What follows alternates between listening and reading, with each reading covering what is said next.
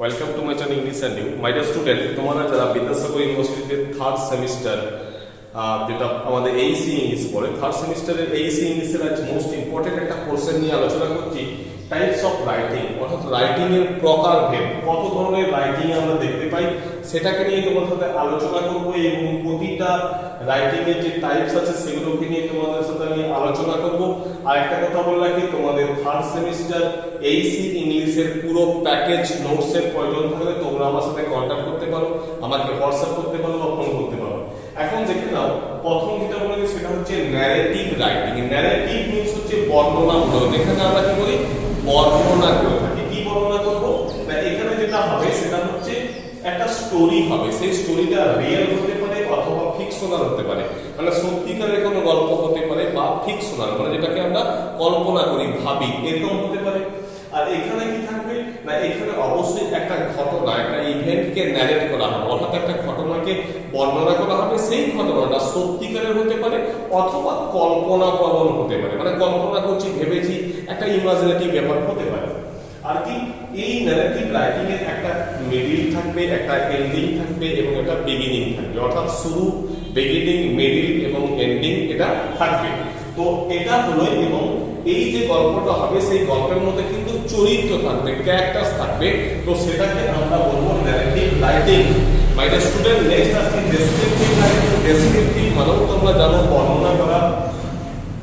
এখানে কি থাকবে না, একটা ভিভিড পিকচার, অর্থাৎ স্পষ্ট একটা ছবি থাকবে। কিসের?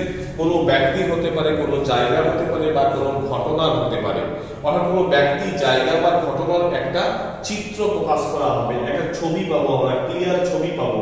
সেখানে যেটা পাবো সেখানে হচ্ছে কি একটা ইমোশনাল কানেকশন থাকবে।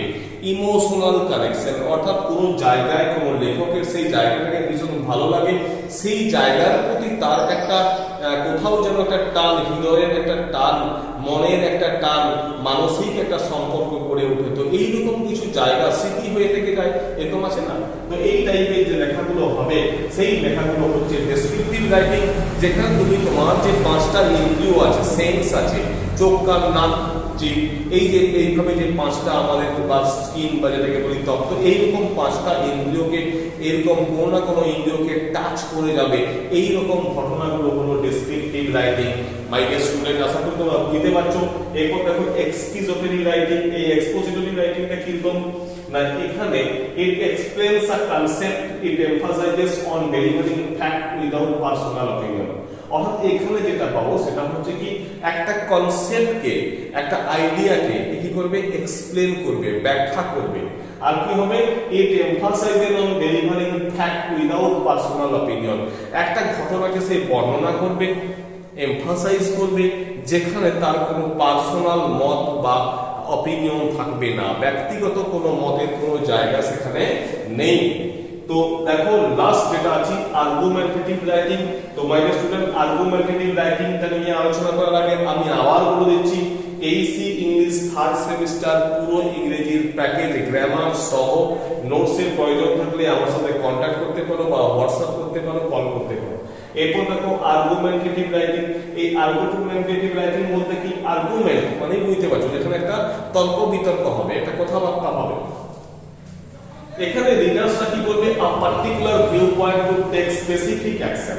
প্রতিটা রিডার্সের মধ্যে একটা পার্টিকুলার ভিউ পয়েন্ট থাকবে, প্রতিটা একেবারে পার্টিকুলার ভিউ পয়েন্ট থেকে তার উপরে মত প্রকাশ করবে এবং স্পেসিফিক অ্যাকশন তার জন্য তারা নেবে, অর্থাৎ আলাদা আলাদা অ্যাকশন তারা নেবে। It includes well research, fact and data। অর্থাৎ এই আর্গুমেন্টেটিভ যখন হবে সেখানে কি হবে না, তোমাকে ওয়েল রিসার্চ, ভালো করে পর্যবেক্ষণ করে, ভালো করে পর্যালোচনা করার পর সেখানে যে ডেটাগুলোকে আমরা আগে পেয়েছি, যে ফ্যাক্টগুলো উঠে এসেছে, যার কিন্তু সংযোজন সেখানে থাকবে।